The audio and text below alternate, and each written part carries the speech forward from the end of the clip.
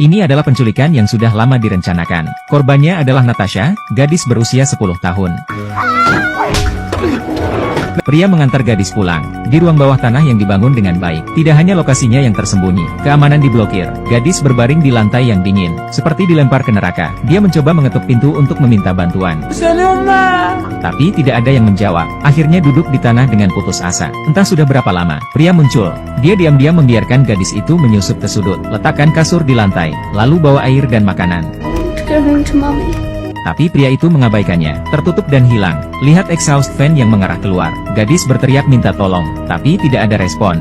Di malam hari, pria mematikan lampu dari jarak jauh. Ini adalah malam pertamanya di penangkaran, menghabiskan dalam kegelapan dan ketakutan. Malam ketiga, pria yang berpura-pura menjadi ayah, dongeng pengantar tidur untuk anak perempuan, pasang lampu malam padanya. Tepat saat dia pergi, gadis tiba-tiba bertanya, apakah itu sindrom Stockholm? Mungkin, dia hanya ingin melakukannya dengan cara ini, untuk mendapatkan sedikit rasa aman. Serentak, gadis yang hilang di TV. Ratusan petugas polisi menggeledah kota, tapi tidak mendapatkan apa-apa. Ibunya kesakitan, tapi gak bisa apa-apa. Gadis takut ibu mengkhawatirkan dirinya sendiri. Aku menulis surat untuknya. Saya benar-benar ingin meminta seorang pria untuk mengirimkannya ke ibu saya, tapi dia marah. Segera polisi akan datang ke pintu, minta untuk memeriksa vannya, karena ketika gadis itu diculik dan masuk ke dalam mobil, kebetulan dilihat oleh gadis lain.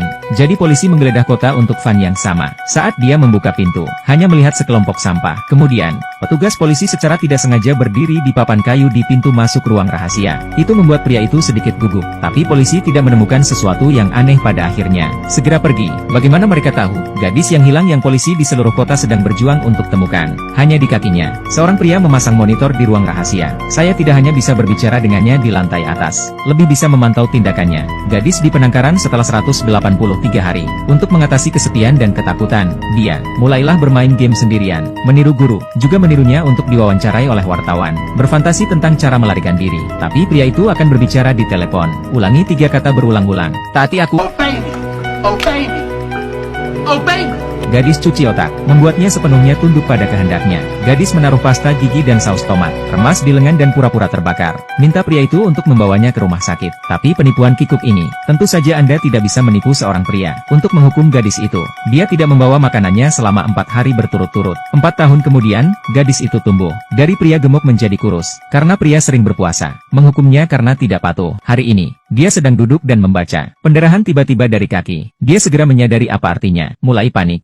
1695 hari di penangkaran, gadis mendapatkan menstruasi pertamanya dalam hidupnya. Pria itu membencinya, karena menurutnya itu menjijikkan. Untuk membersihkan noda darah, gadis memohon pada pria, bahwa dia keluar dari ruang bawah tanah, naik ke atas dan mandi. Itu juga pertama kalinya dia mandi dalam 5 tahun terakhir. Dan keesokan harinya, pria yang ditemukan ibu padanya, rambut seorang gadis. Saya pikir anak saya sedang jatuh cinta, dan dia takut menimbulkan lebih banyak kecurigaan. Cukur saja rambut panjang gadis itu. Segera, Natal telah tiba. Ruang bawah tanah gadis itu juga didekorasi. Pria itu juga memberinya hadiah, seorang pejalan kaki, beberapa buku lagi. Gadis itu berterima kasih padanya dengan terkejut. Sekarang dia tidak lagi menolak. Pria mesum yang memenjarakan dirinya sendiri. Sebaliknya, sambut dia dengan senyuman. Pria terus mencuci otaknya. I'm your father, I'm your mother, I'm your grandmother. I'm everything to you.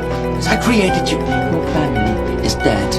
Untuk membuatnya melupakan masa lalunya, dia juga memberi gadis itu nama baru, Vivi. Kemudian pria itu mulai membiarkan gadis itu tidur dengan dirimu sendiri di malam hari. Untuk mencegahnya melarikan diri, tentu saja, ikat gadis itu dengan dasi zip dulu. Malam ini setelah pria itu melampiaskan keinginannya, gadis memohon padanya dengan rendah hati, bawa diri Anda berkeliling halaman. Pria setuju, dan saat kakimu menginjak rerumputan yang lembut, saat menatap langit, mata gadis muncul kembali. Pria itu menyadari bahwa, gadis yang tampaknya penurut ini, sebenarnya tidak pernah menyerah. Keinginan untuk kebebasan.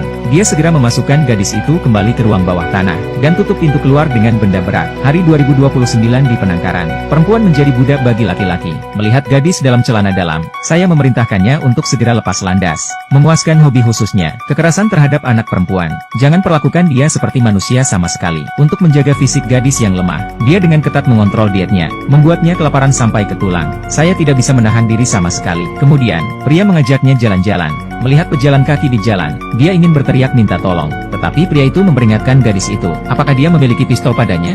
Jika seorang gadis berani membuat suara, dia akan membunuh. Untuk mencegahnya melarikan diri, dia juga mengenakan sepatu hak tinggi yang tidak pas. Lihat orang yang lewat, gadis tidak bisa tidak ingin membantu. Tapi pria itu diam-diam mengancam. Mereka datang ke supermarket untuk memilih barang. Gadis mengambil sekalengket untuk mengecat dinding. Dengan susah payah ditempatkan di gerobak. Dan saat dia menoleh, terkejut menemukan pria itu tiba-tiba menghilang. Ini dia 6 tahun di penangkaran. Kesempatan pertama untuk melarikan diri. Ambil saja orang yang lewat. Benar-benar berhasil melarikan diri.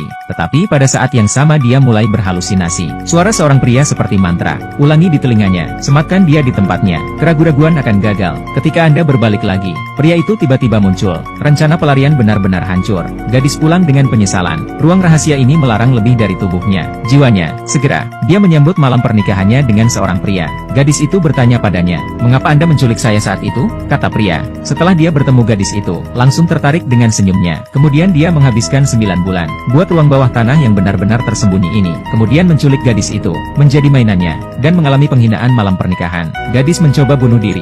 Dia menyalakan kertas toilet dengan kompor induksi, ingin menggunakan asap, mencekik diri sendiri sampai mati. Tapi keinginan batinnya untuk bertahan hidup tiba-tiba terangsang. Akhirnya menyerah untuk bunuh diri. Laki-laki kembali ke rumah, cium bau terbakar di udara, menyadari bahwa gadis itu ingin mati. Untuk menghukum gadis itu, dia hanya memberinya lebih sedikit makanan. Gadis itu juga mulai merekam setiap kekejaman yang dilakukan seseorang terhadap dirinya sendiri. Musim dingin akan segera datang. Pria membawanya ke gunung untuk bermain ski. Gadis berpura-pura pergi ke toilet, tapi pria berhati-hati. Cek di kamar mandi dulu. Halo?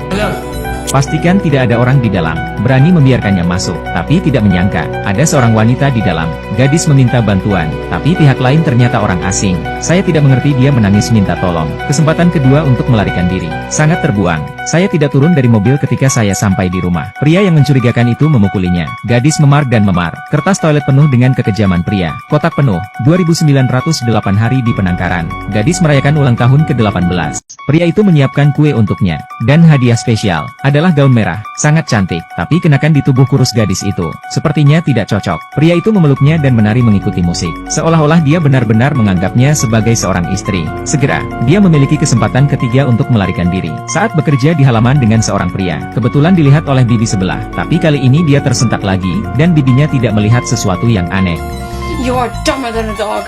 Disadari, dia telah dipenjara selama 8 tahun, dan pada hari ini, kesempatan terakhirnya untuk melarikan diri. Pria siap menjual mobil. Saya meminta gadis itu untuk membersihkan debu di dalam mobil. Tiba-tiba dia secara tidak sengaja melihat ke pintu. Tidak ada kunci. Kemudian, pria menerima panggilan pembeli. Karena penyedot debu terlalu keras, pergi ke samping untuk membuat panggilan. Sekarang, ini adalah kesempatan sempurna untuk melarikan diri. Gadis bergegas ke pintu, menyelinap keluar dari pintu.